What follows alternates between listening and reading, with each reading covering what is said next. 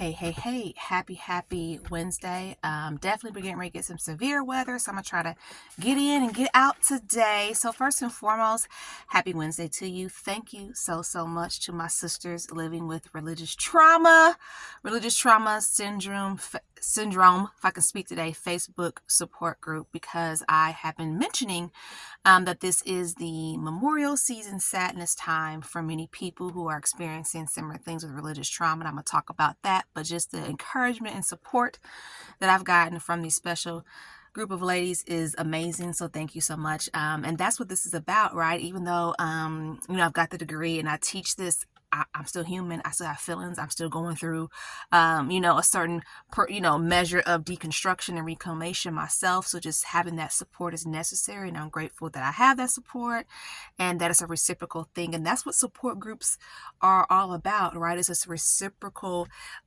exchange. It's an interchange of encouragement. So I definitely appreciate those beautiful ladies. So I'm going to talk to you guys about what memorial season sadness is and how to fight it.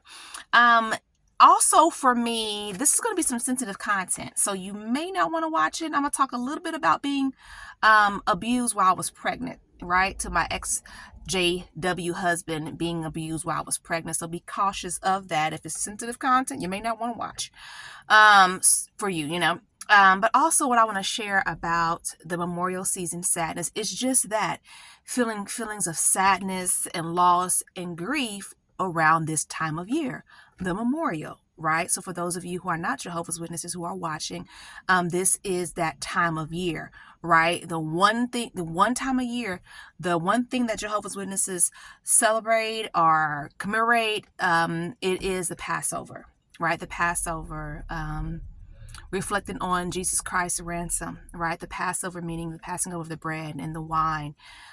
This is that time of year. So just like for anyone who is not one of Jehovah's Witnesses, this could be very simple to give us to compare around the Christmas time, right?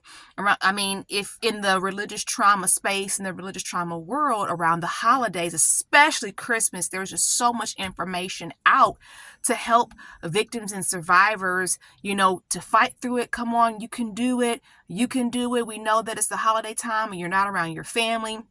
It's a difficult time of year for people who choose to spend time with their family, because a lot of times they're going in there and hanging out with their family and it's just not a good experience.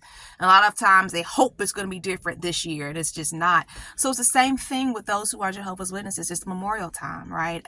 So for me, the way I would describe it, and not only that, I had to realize just today, like, oh my goodness, this is just not memorial season and sadness for me. It's also the fact that this time of year is literally wrapped around two pretty significant trauma anniversaries for me. And I'm going to share that one about being abused while I was pregnant. So what it feels like with being memorial season sadness, the anxiety, the depression, just that grief and that loss that I was mentioning. But also it's like it was stolen from you. You were robbed of this, right? You didn't give yourself religious trauma syndrome. So you had a right to be excited about the memorial and excited maybe about doing the Bible reading that matches exactly what Jesus did on his final days. You had a right to be able to do those things. And now these things have been stolen from you. You have been robbed and it's not your fault. And now you are so traumatized that you can't even go to the hall. Mine is very significant. Look at a hall without having a panic attack. I'm unable to read my Bible, right? I have to read, either the English Standard Version of the Bible, etc., etc. I spoke about that. Let me go ahead and give you a little bit of introduction here. My name is Myra Cassidy. If you don't know, I'm an empowerment coach, religious trauma specialist, author, writer, and speaker. And you're watching Sisters Living with Religious Trauma Syndrome. What is this about? It's about me raising awareness to an emerging field that of religious trauma, because I have religious trauma syndrome. And what I want to share is that this is an information space. It is coaching. It is not therapy. And I do not represent the Worldwide Association of Jehovah's Witnesses. And yes, I know it's very, very confusing. I am an active witness. PMO is me, physically in, mentally out. What that looks like is that I worship at home and I have a regimen of worship at home, but I do not go to the Kingdom Hall because I cannot. And I'm pretty it's upsetting to go through this. And also it's the fact that I did not do this to myself. If these things would not have happened to me, I would have been worshiping happily, right? But it did happen, and being counted is huge, right? I did not do this. So long story short, I'm an active witness. Subscribe to my YouTube channel. Definitely, I appreciate that. That helps me as well with the work that I do in services. Yes, I absolutely do coach active, inactive, disfellowship, and exJWs, and more information is about that below.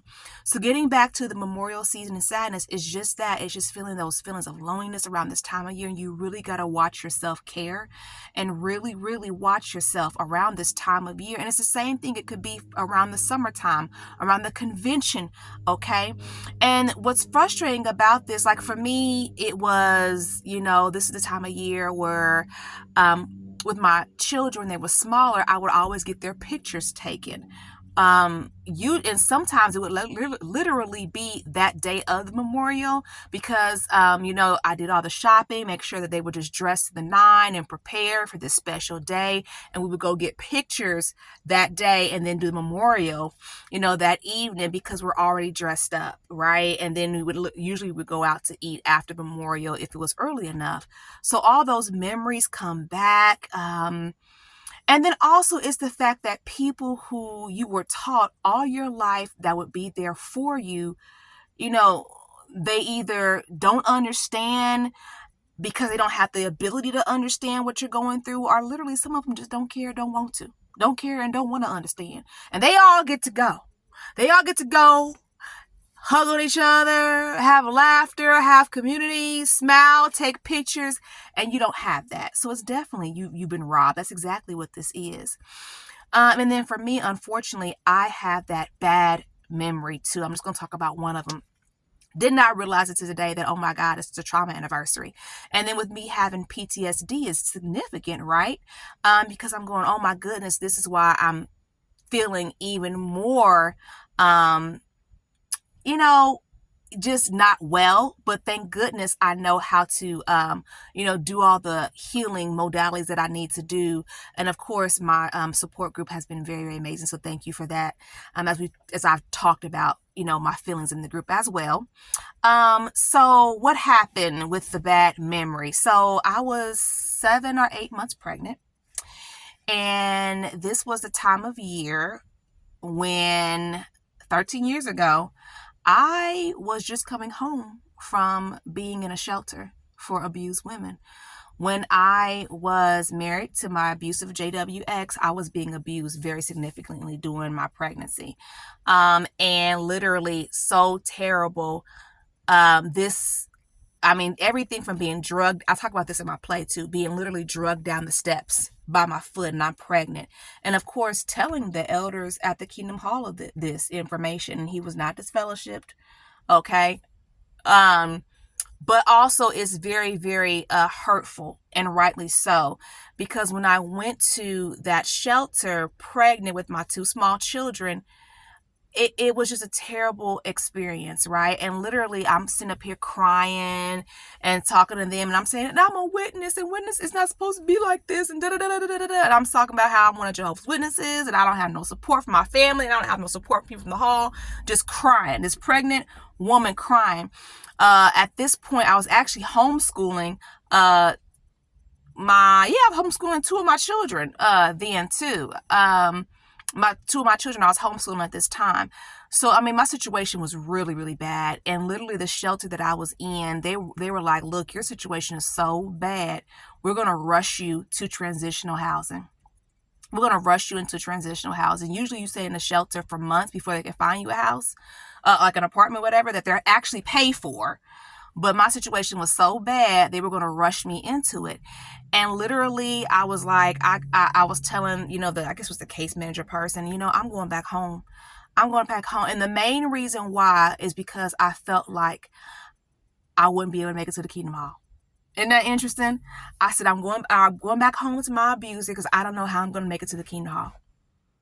So I went back. But what happened was the shelter that I was at, they were like, look, ma'am, stay one more night. All you got to do is stay one more night. We'll have a place for you tomorrow. And don't you know, I went back. I went back. Yeah.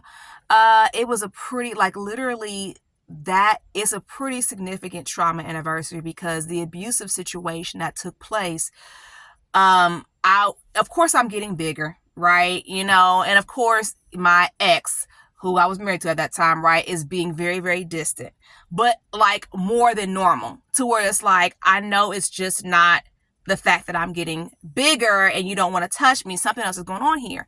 So I went and I found like all this porn. And I just got so upset with him. And I'm like, I'm telling the brothers, and I'm all upset and I'm emotional. And he like grabs one of the nasty magazines back, and I'm like, give it back. And in the way of tussling, he strikes me. Oh, then now I'm all upset, and he strikes me. Long story short, this is how in a second of an instant something could happen. This is another reason why it's like I talk about, I have so much heart for the work that I do, because I mean, what I went through, I should never have to have gone through. I know other women have gone through this, whether they are Jehovah's Witnesses or not, and it has turned very, very bad for them. Very, very bad for them. They've ended up in a very bad place. I've spoken to two women, and that was their journey. They went to jail. They went to jail. One went to prison, and I think I'm probably going to do an interview with her. But long story short, in the heat of the moment, me being so upset, I went, right, and I grabbed a weapon, right? I got a bush knife, and I told him, I said, I'm so sick and tired of you hit me. I'm sick and tired of you ain't gonna hit me no more. Don't you know, he got up, he looked at me like I was crazy, and he took that knife out of my hand and pushed me on the couch and said, how do you like it, huh? How do you like it? And in that moment, like when I saw him with that knife and I'm on the couch pregnant, in that like 2 seconds, I said, I'm gonna die. I'm getting ready to die. Like, and I was like, I'm getting ready to die. He's gonna kill me. This is it. And he just fussed at me. And then, of course, the police get called and all of this. Nothing happens when the police comes. But I went to a shelter that night. And I was there for a little bit. A little bit. Like, I couldn't handle shelter life. I'm like, I cannot handle shelter life. It is not, I can't do this. I just cannot do this. I'm in this space.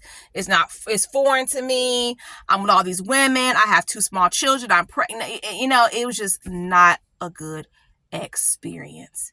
So I say that because not only does this experience talk about how quickly something could happen and you are actually the victim and you're reacting because you're not in your right state of mind, which is why reactive abuse is dangerous. And I've spoken about reactive abuse on different situations. I have had reactive abuse, but even with reactive abuse, you're still the victim. This is something that doesn't pray away, right? I mean, look at how much, from what? Getting married, if you read my book or you heard me speak, 3 months into my marriage, I'm getting abused, right? It don't pray away. So it's very, very important for individuals to stay safe. Like, domestic violence is serious. It can kill you.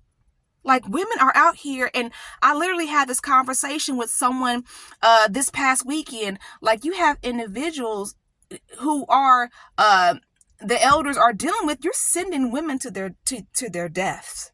You're sending them and telling them to go back to abusive situations.